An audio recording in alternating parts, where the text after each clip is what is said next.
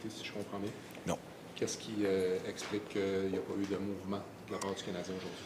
Comment est-ce que je pourrais l'expliquer? C'est sûr que au départ, notre objectif était toujours d'essayer de trouver des échanges qui avancent notre objectif principal, qui demeure la même, c'est de bâtir une équipe capable de gagner à long terme.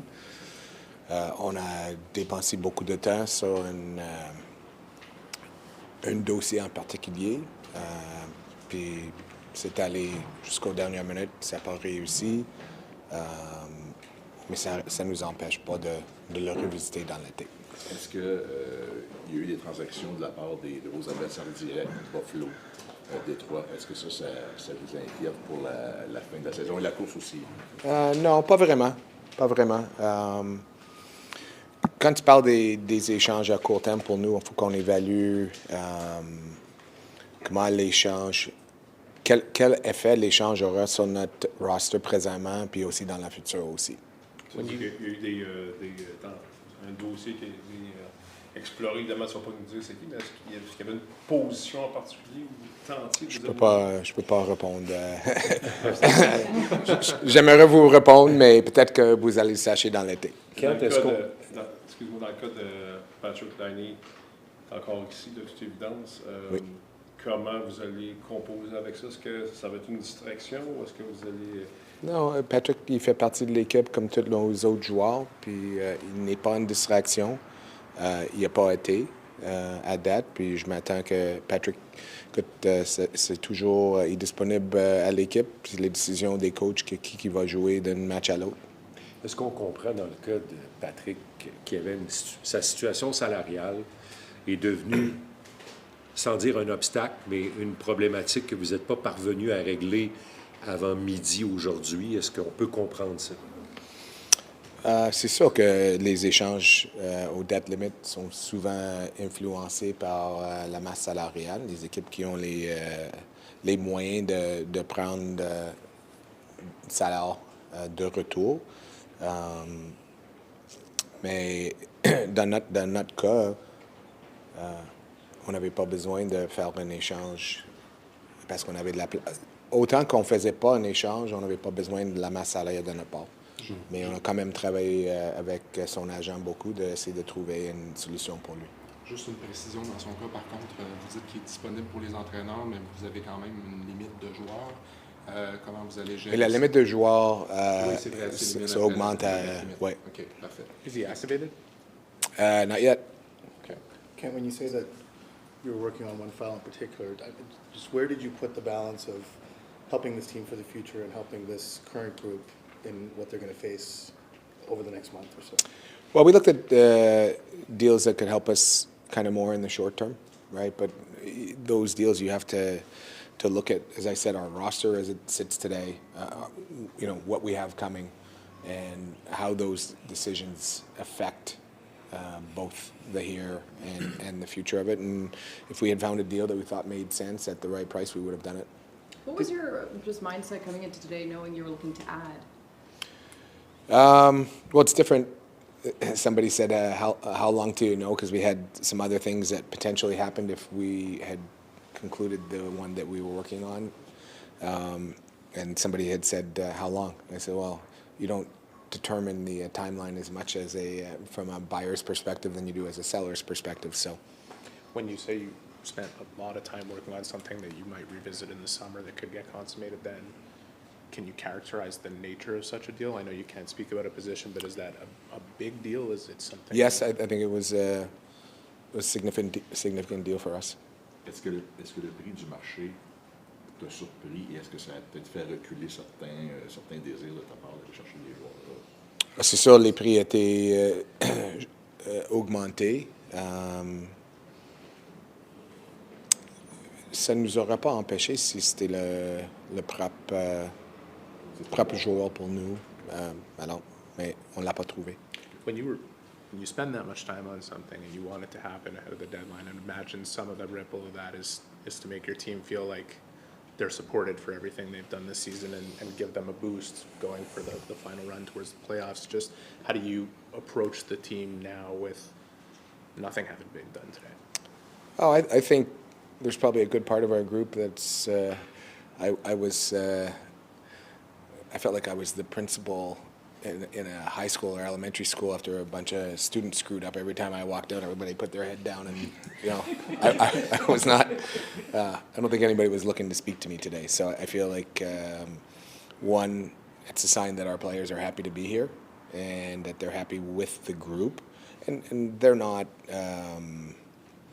ignorant or what's the word I'm looking for? They're not ignoring the fact that we made significant moves since the end of last season to improve our team with the acquisition of Noah and with Zach Bolduc, and then with Phil Deneau. We just did it earlier, not at the deadline. Kent, with the conversations you had today, whether it was with agents or other potential players, what type of feedback were you getting about the desire to play here in Montreal and what you're building here? What was that response like? I mean, to be honest, there were a lot of people. There were a couple of calls where we were on the no trade list, but it was interesting that the feedback was maybe we had been on from a prior time and that they were willing to waive if a deal came through. So I think there's a recognition around the league that we're heading in the right direction. We understand that we have to keep moving. We got to keep moving the ball forward to get where we want to be. En français, si tu pouvais confirmer, donc, vous aviez des joueurs qui avaient des clauses non-échange ou non-mouvement qui étaient ouverts à venir jouer chez le Canadien. Est-ce que c'est comme ça qu'on doit le comprendre? Oui. Et tu perçois ça comment? J'ai toujours cru, je pense que je l'ai dit depuis que je suis arrivé, que les joueurs d'hockey sont contents quand ils sont dans un bon contexte pour eux puis pour leur carrière. Puis c'est plus important que la ville où tu joues. Ken, to what extent is your long-term plan is your guiding principle through everything that you guys do?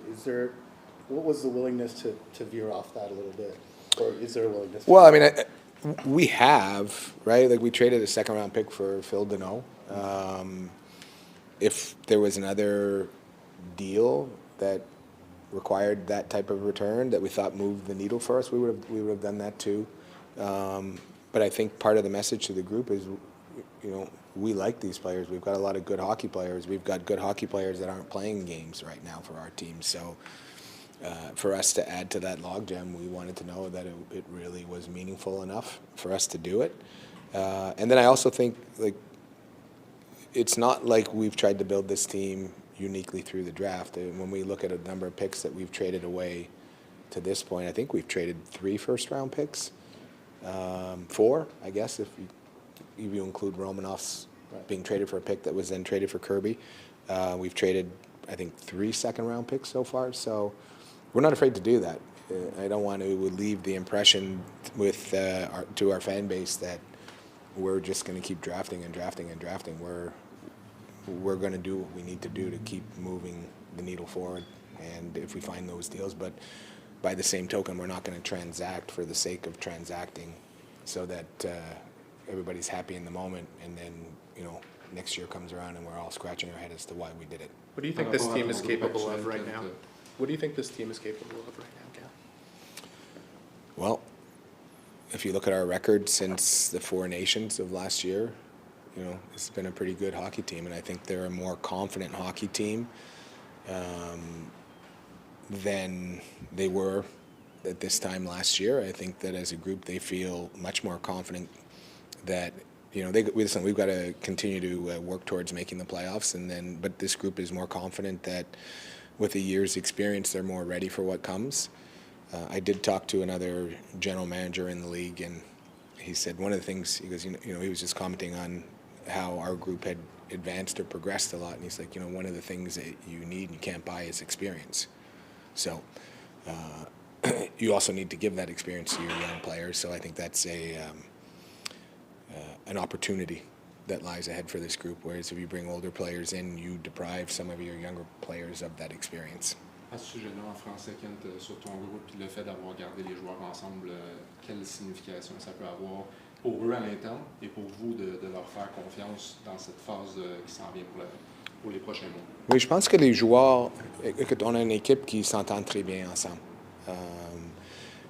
on a vraiment un bon culture, ils ont beaucoup de fun ensemble. Puis j'ai vraiment senti que les joueurs étaient plus inquiets que individuellement qui seraient échangés, mais aussi qu'on aurait fait des changements importants de la groupe si on aurait échangé des joueurs très aimés et très importants à l'équipe jusqu'à date. Alors, écoute, c'est... si on dit glace, la verre est moitié remplie. Je pense que c'est la manière de le regarder, puis je crois que nos joueurs le regardent de cette manière. Did hearing Nick multiple times this week sort of lobby for you guys to not touch their group, did that have any influence on how you guys approached it today at all? No, I think at this point we know that the guys, like, it's a very close group, right? And the players that have come in, like a Noah Dobson or a Zach Bolduc or an Alexander Texier or Phil Deneau, I think that's been reinforced to me from them in terms of how close this group is. So, listen, we're going to make moves again. And when we make those moves, whether, I don't know when that's going to be, we understand that there's a chance of subtraction from the group. So we like that everybody likes it, but it's not going to paralyze us from doing a trade that we think, moves us where we want to go. It seems to be commonly held opinion that the East is wide open this year. How do you view it? How do you view it? Is it wide open because Florida is out, you mean? I think just the nature of the standings being close, the way it's gone this year, there's a lot of people that believe that the right moves potentially could have pushed you over this year, or any team that's in that race, or like, how do you view yourselves in the race? I expect we're in this kind of a race next year and the year after and the year after as well. So I certainly wouldn't go into it thinking this year represents an opportunity to us that's not going to exist in the future. Like, we've got to make the playoffs one way or the other, as do all these other teams. And there's a lot of good hockey teams, and they're going to continue to get better. And if we don't stay the course with them, then we're going to have an uphill battle for a long time.